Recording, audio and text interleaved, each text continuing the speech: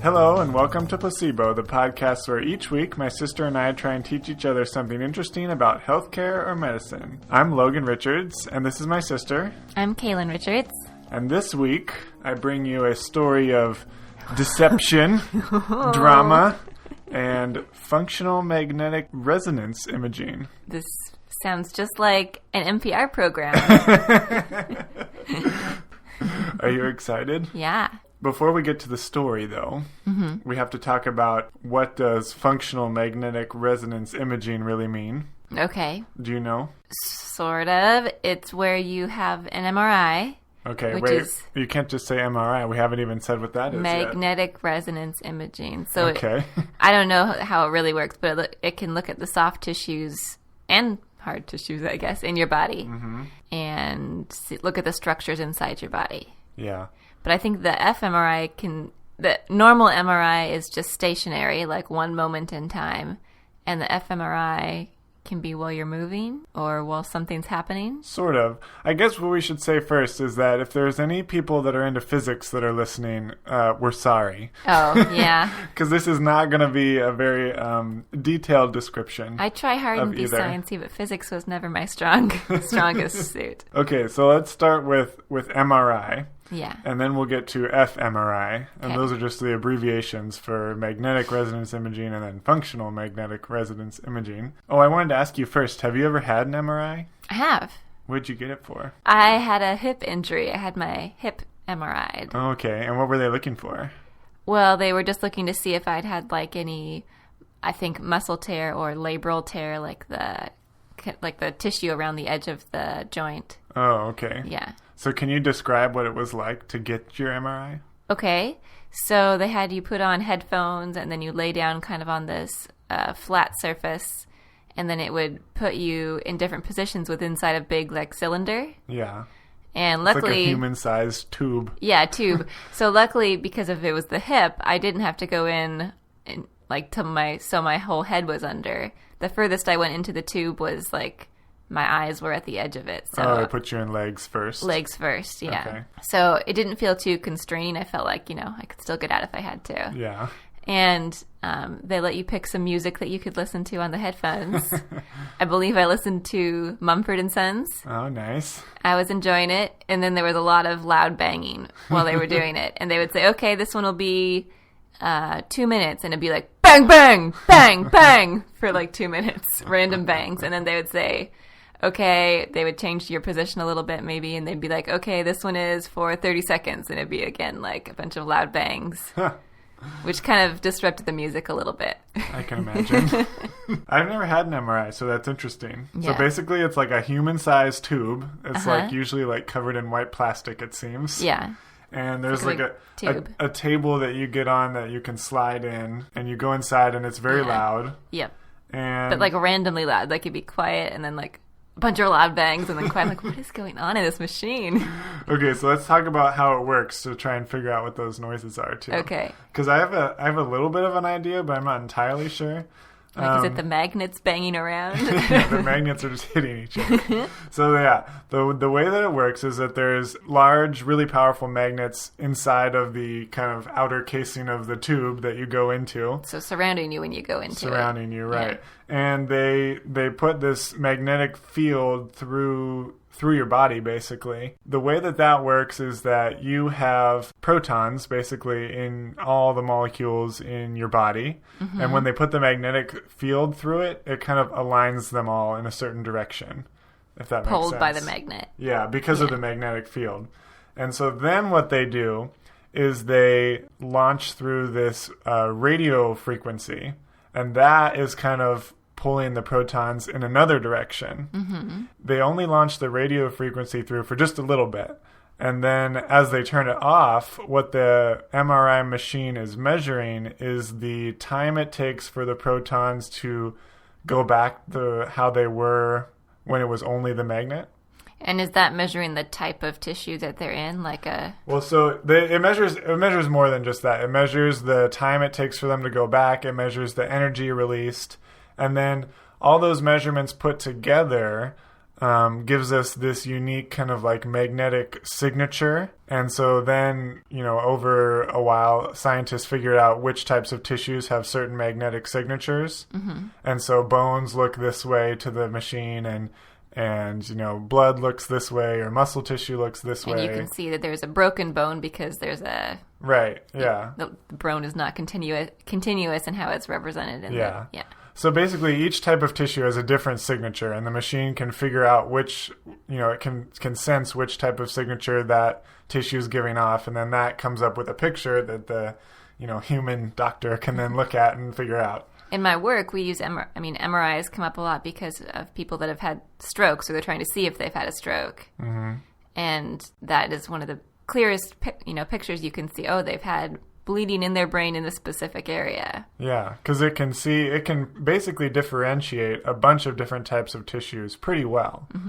And it's easy to see the different types. So that's basically MRI. You go in a tube, it takes a while, there's a bunch of loud noises, and you get a picture in the end. What it figures out is a magnetic signature of all the tissues, and you end up with a picture. I'm still not sure what our episode's about. It's about drama. Oh, okay. Sorry.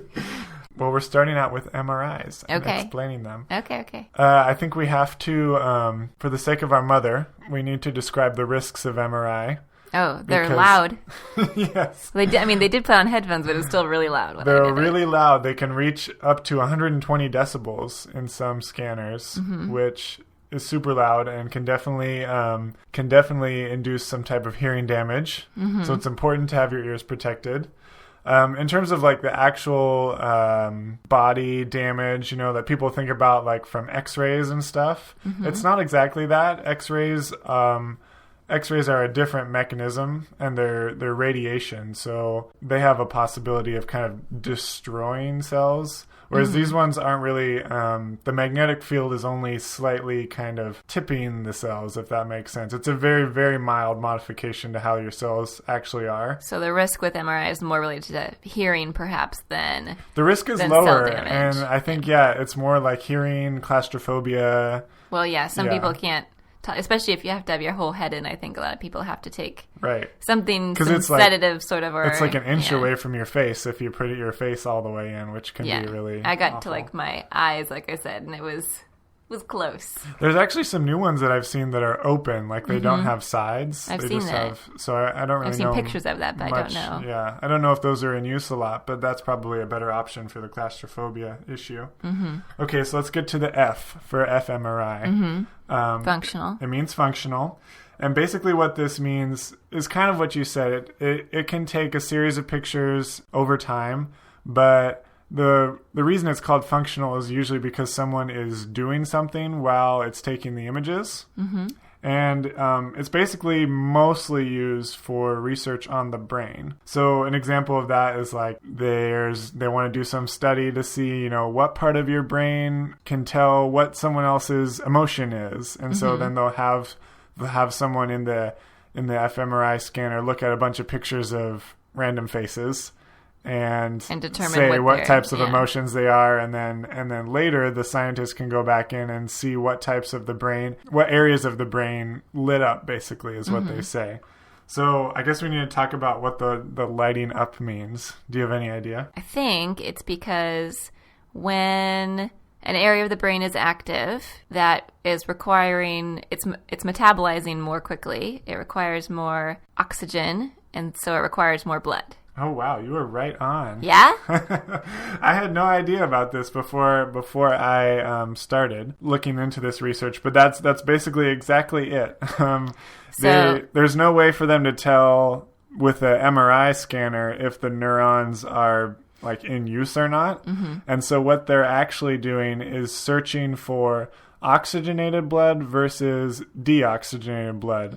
And then assuming, a pretty safe assumption is that the neurons that are near the oxygenated blood are on and working and therefore need more nutrients coming in from the blood. Like So- if you're doing a lot of an arm workout and you're not doing anything with your legs, your arm muscles are Yeah. going to be using a lot more Yeah, it's a good of that analogy. oxygenated blood. Very similar. Like a neuron can be described as a muscle that's exercising, kind of. So if there's more blood coming to that neuron, it's likely that it's on and doing something. Yeah. So all of that is where you see those like pictures in maybe the news or on studies where you've got a gray kind of picture and then there's like some red and yellow and stuff lit up in different areas. Very colorful, yeah. Right. Okay. So that's the classic MRI picture, and it's sensing oxygenated blood. And fMRI picture? fMRI, yeah. Okay, so like a still from an fMRI kind of. Right. Yeah. That's been scientists have been doing that for like 25 or so years at this point. So now we're gonna get into the story. Oh, this is our actual topic? I think we're getting there. Okay. Well, the topic is fMRI in general. Oh, okay. But okay, so the story that comes here, it comes from the fact that the signal change between deoxygenated and oxygenated blood is like super, super tiny. Okay. Like less than 1%. So there's no way for the human can't just look at the picture and see like a difference in tissue type or anything. When looking at an fMRI. No. What needs to happen is that the scientists do this kind of complex statistical analysis of the data that comes out of the machine. The computer does something. Yeah. Okay. And there's lots of settings and whatnot, but the computer does something, figures out how to tell the difference between this tiny little less than 1% change in the deoxygenated versus oxygenated blood. So there's this controversy basically that like, can we really like, are we really getting a good sense of what's going on if there's this tiny, tiny little signal and all this noise from, other random stuff that's going on? Basically, are we getting good readings when we look at fMRI? Yeah, so Okay. there's a group of researchers that have been in the news recently that have been interested kind of in looking at this. Like, does the fMRI really say what's actually happening? Mm-hmm. And so it's two guys from Sweden and one from England. Uh-huh. You want me? Their names are Anders Öklund, Uh-huh. Hans Knutsen, I think those are the Swedish gentlemen. and Thomas Nichols. Okay, he sounds English. And they had a study that came out just earlier this month in July, but it Of seems 2016 for those in of the future. 2016. However, they've been looking at this issue for several years now, and they had a previous paper that kind of got into this one that we'll get into, that led them to this one that we'll get into. And it sounds like the paper now, which I'll just mention, the paper is called Cluster Failure, Why fMRI Inferences for Spatial Extent Have Inflated False Positive Rates. That's not a catchy title, I'll say. The way that the media has differentiated that, or made that title easier to understand, is things like this. About 40,000 fMRI studies might now be useless. Oh, okay. Does that seem reasonable? Well, I don't know. Let's hear more about the article. Okay, so basically what these guys found is that there was a software bug in the software that analyzed the data coming out of the fMRI machines. That everybody uses? Everyone uses the same one? So, well, there's a controversy. So the 40,000 number was their approximate estimate of how many studies use the fMRI data to say something about the brain, basically, over the last 25 or so like years. All of the studies. So that's basically all of them. Okay. And of course, the media has taken the research and just said, yeah, it might be all of them. It's actually interesting the way they wrote this. I think they wanted it to have some impact. And so in their paper, they wrote that 40,000 number, which what the media kind of took and ran with. But there's been It's a big dramatic number. Yeah, but there's actually been some writing back by, especially the Thomas Nichols guys, but I think all the authors. What's really crazy is that I didn't know that you could comment on a PubMed study. No. You can find their study in PubMed, like pubmed.gov. Yeah. And there's one comment on this study, and it's from Thomas Nichols, who's one of the authors. Well, maybe only the authors can comment. I don't know how it works. There's a button that says how to join PubMed Commons, but apparently you can comment, and it says 4 out of 4 people found this helpful, but comment. Okay, and what did he say? So basically what he says is that he's not so sure that they should have put that 40,000 into the thing, and he kind of regrets that they did that. And he puts a link to a blog post that he writes with more information. Let's get to what their research found first, and then we'll get into what Thomas Nichols said about the controversy. So what they found is that if the software was working right, it would be okay to have a 5% false positive rate. False positive, that means they get a good response, or they think that, yes, there is a response in this area when there's not. Yeah. Right. Yeah. Okay. So that would mean that the picture that you would see, there would be a lit up area that the computer says is on when in reality is not actually working. Or to take it to a more simple way, that would be you take a pregnancy test and it says you're pregnant when you're not. Right. Okay. Yeah, that's a false positive. Okay. So what the paper found was that, and again, I'm going to be grossly simplifying it because I think you have to know a lot about statistics and probably a lot about like how the computer does the analysis. What they found in the end was that false positive rates could be as bad as 60 to 70%, which is huge. Which basically the test has no validity at all. Yeah, saying more than half the time we might be seeing a false positive. So I'd be like, why would you even take a pregnancy test? It's going to tell you you're pregnant or not, but it's worse than flipping a coin. Yeah. You're more likely to get the wrong answer than the right answer. Yeah. Of course, this isn't the case with everything. It sounds like there are 3 different software packages, I guess, that do the analysis, and the problem was mostly with one of them. Basically what they were doing, what the fMRI does is it looks at voxels, which are these 3D pixels, basically, which are the little dots on your computer screen. It's like your TV has 4K or like 1080p. Oh, like, I recognize that. Yeah, those are pixels. So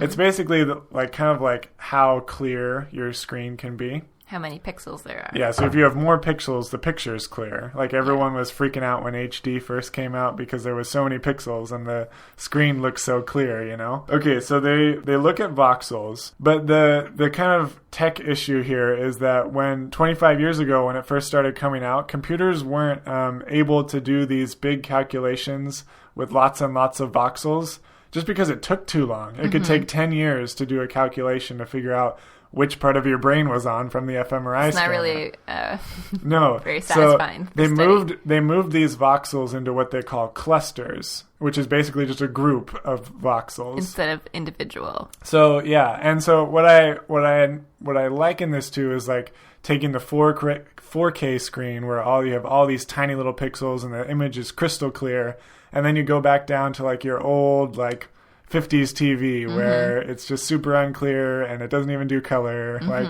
so they had to do this though because the computers couldn't actually do the calculations. There was too much data. They're kind of taking out some of the data. Right.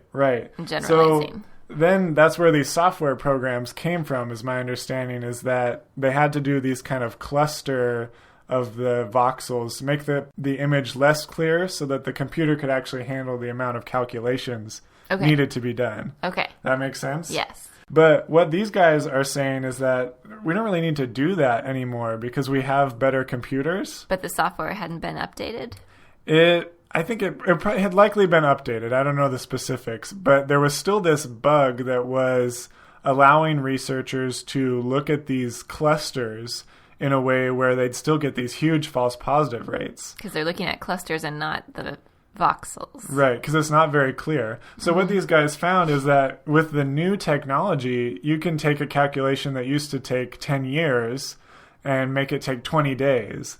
So that's still a long time if you think about computers. Yeah, that's a lot of time for a computer. These guys are saying, well, that shouldn't really matter for the researcher who's like painstakingly gathering fMRI data from all these people. Like 20 days should be nothing to them. Like it should be worth fine. it. Yeah. So they found basically, from what I can tell, that doing these kind of like shortcut calculations almost, and I'm sure again that they probably wouldn't agree with that simplification, but it seems like a shortcut calculation basically because we didn't have the technology and it took too long. that they're getting these studies where the false positive rate is definitely pretty high and might not be right. Yeah. So the implications of their findings are huge. Yeah. And they're not the first ones to question fMRI data, but I think they're the first ones to actually find that there was a bug in the software.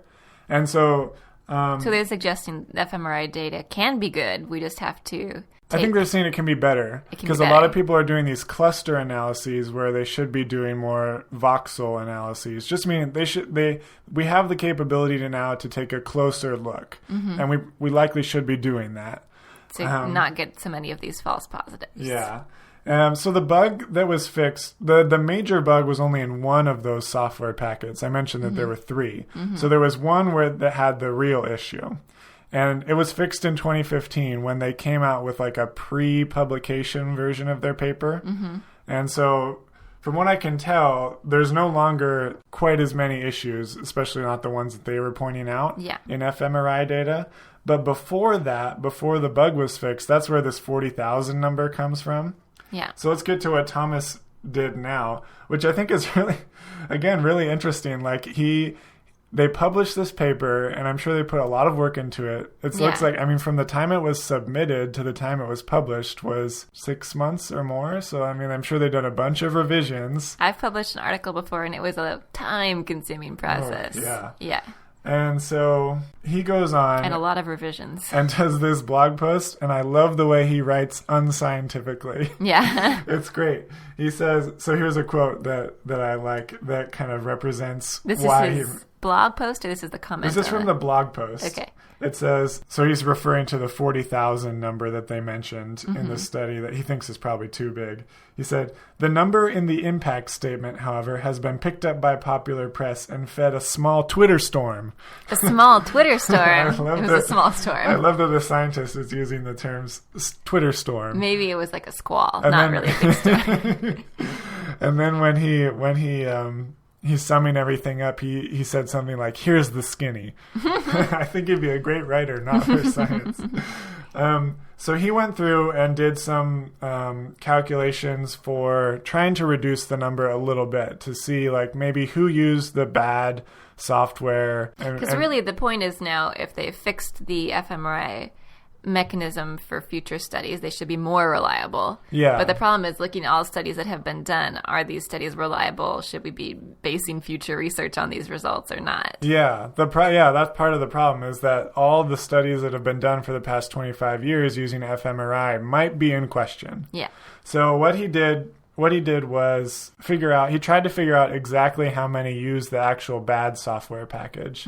Because they made this like big 40,000 impact statement to try and convince people that their problem was an actual problem, where not everybody used the software that had the bug in it, and not everyone did the type of kind of calculation that was not specific enough, basically. So he got down to maybe 3,500 studies that he thinks he could more confidently say actually used that and might not be correct anymore. And then there was more numbers. So basically... It's kind of, I just found that interesting that it's they still came a lot, out, though. It's still a lot. It's less than 40, but that's still a lot. Right. The real issue that these guys are really interested in is that data sharing and replication are not really a great practice in fMRI neuroscience data, kind of. So specify what you mean by that. Data sharing, like sharing your data with other researchers? Yeah, so let's start. The way that they did this study that got published here just a few weeks ago was that they didn't actually go and get subjects. They took a bunch of data of basically like control data of people doing nothing or supposedly doing nothing in fMRI scanners. They took a bunch of data that had been shared from other studies. So they just took the statistical like code and did the calculations themselves. And the reason they could do that is because recently more scientists have started publishing the actual like code that comes out of the fMRI machines. Okay. As opposed to just those pictures, which was the standard in the past was just that you post the picture in your study. Yeah. But then everyone just has to trust the calculations that you made. Yeah. And now it's clear that that probably isn't good because the calculations you made could be wrong. Yeah. And it might not even be your fault. It might just be the fault of the software.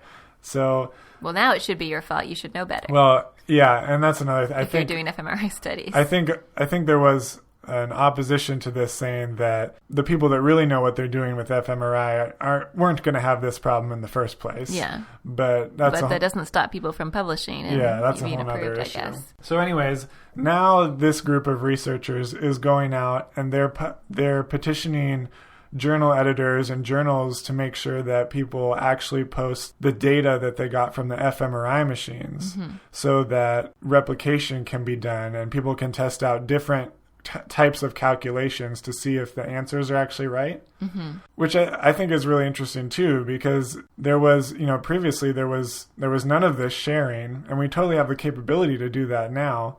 And in the bigger picture, science has this, huge replication issue where there's kind of a lack of people replicating studies, which is the most important thing. To actually prove that our scientific data is correct, you need to have rigorous methods, but they also everything needs to be able to be replicated. Right. If it can't be replicated, it was a fluke or something in that case, and that's not. Yeah, and there's intricacies to that. But if you can't replicate it, then, is your data really showing the right answer, basically? So sharing all this statistical code from the fMRI studies is going to let other scientists replicate the calculations, and then we'll be able to better actually verify that certain areas of the brain are on during certain tasks, whatever the studies we're looking at. Right. Well, I was going to say, do you have any specific examples or knowledge of studies using like why does this matter? What's the importance of fMRI? Well, where are the studies at with fMRI right now, or what are the hot topics? fMRI is basically the only real tool that we have to look at what's going on in the brain of someone who's actually alive and thinking. Yeah. Which is why this is important. The study that I immediately thought of when you asked that question was, it's not a good example of like something great that was found with fMRI, but it illustrates the issues we have with fMRI. Have you heard of the study at Dartmouth that did fMRI scans of a dead fish? No. Was it like showing active? Yeah. So this was in 2009. They bought a salmon at the supermarket. Okay. And they put it in an fMRI with scanner. A head still on. Yep, it's still at a head and a brain. Yeah. They put it in the fMRI scanner, and they wanted to replicate a study that maybe they had been working on or something. They wanted to show it a series of photographs of humans and ask the fish to determine what emotion that human was feeling. The dead fish. The dead fish that has been sitting on ice. So they did that. And what do you think, fish? And they found that part of the fish's brain was on. No. In the dead fish. It's dead. Yes. How could it have oxygenated blood flowing in it? Well, so that's the issue with MRI, is that the noise in that measurement is still very high. And it's possible to get false positives. Oh, no. One thing I thought of is... They had a hard time publishing that study, probably because it was so ridiculous.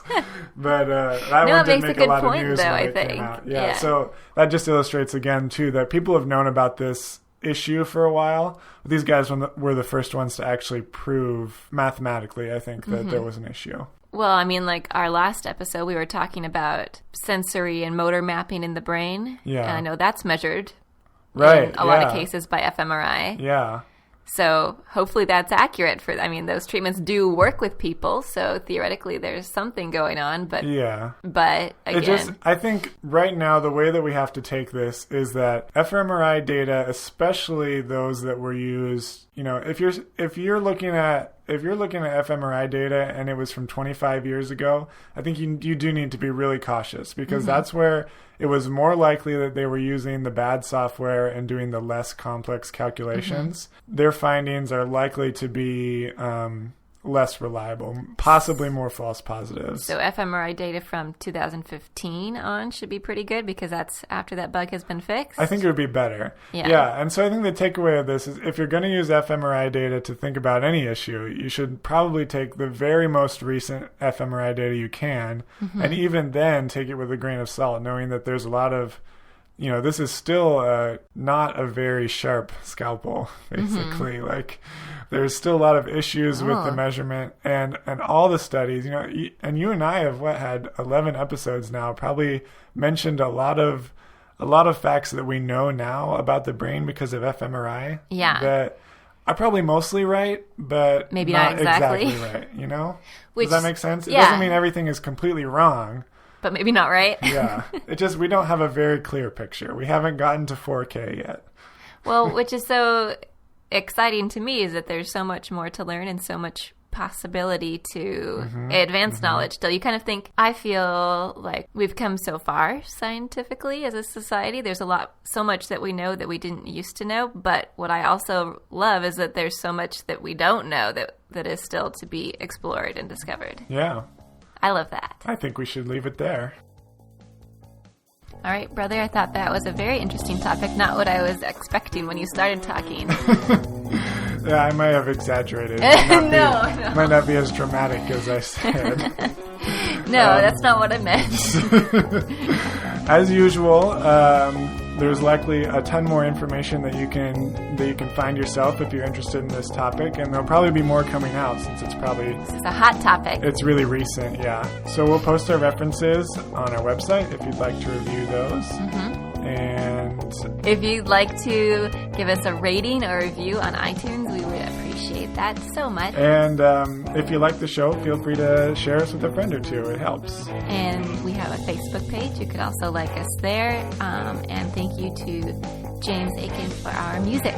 And if you'd like to suggest a topic, you can always do that on our website too. Okay. We'll see you next week. Okay, goodbye. Bye.